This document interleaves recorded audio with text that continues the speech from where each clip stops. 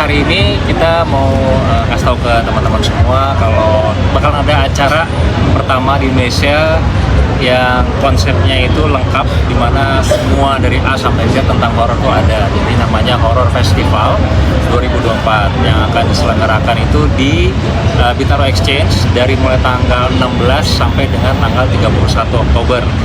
Nah, di situ tuh bakal ada, kita akan ada musik pastinya. Musik itu ada terbagi dua, musik yang daily sama yang festival di tanggal 31 Oktobernya.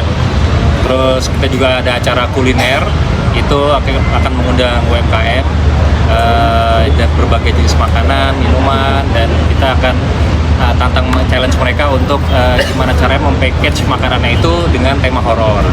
Setelah itu juga ada rumah hantu, ada 3 jenis yang virtual atau VR, pakai VR. Yang kedua itu rumah hantu dari yang kerjasama dengan Rumah Indonesia, sama yang terakhir adalah museum. Museum itu kita bilangnya adalah Warung Lembut, di mana hantu-hantu yang pernah diketemuin oleh kita selama konten YouTube dari Mitrasara itu yang digambar Wisto kita jadikan 1:1.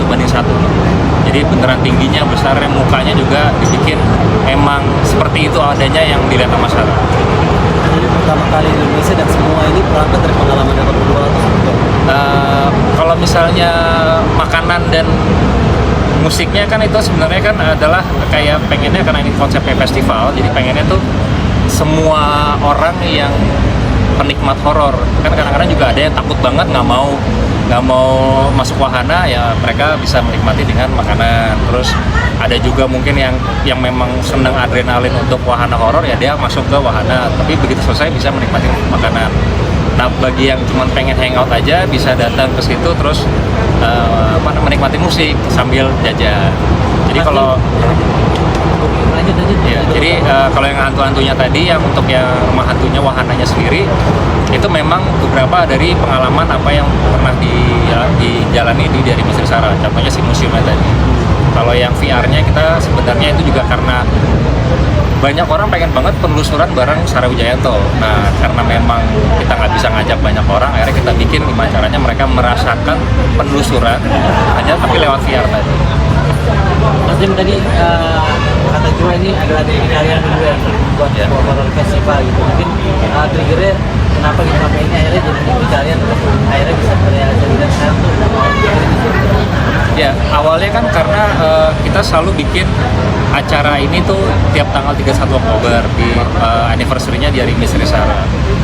Nah, pertama yang virtual kita konsepnya dengan udah kayak semi konser musik. Terus di tahun lalu kita terakhir bikin itu di sebuah tempat yang memang mengundang mereka, dan kita pakai stage yang proper, lighting yang proper. Terus saya berpikir kenapa nggak kita tahun ini bikin yang lebih serius gitu, nggak hanya fansnya Sarah aja, tapi lebih mengundang semua orang yang mencintai horor.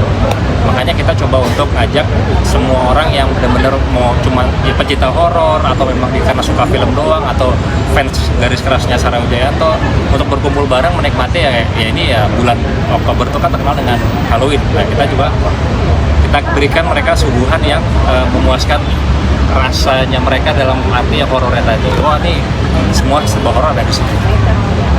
Mungkin sudah menyiapkan teknis mungkin nanti ya takutnya kan ada aja kayak gangguan yang tidak kita ketahui muncul gitu di situ. Dan sudah menyiapkan habis itu kan teknis. Ya, karena ini kan sebenarnya tujuannya hanya hiburan ya. Tidak ada niatan untuk